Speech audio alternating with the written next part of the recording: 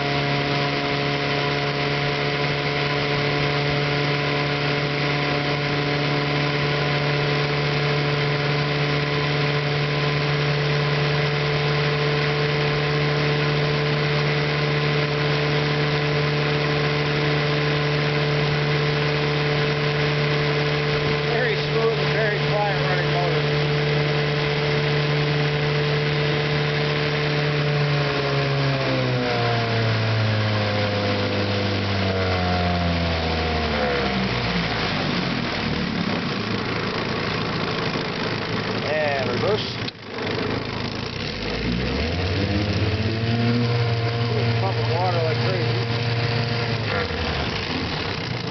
And backing up forward. Okay, thank you for watching. We'll get the next run on the truck. Bye.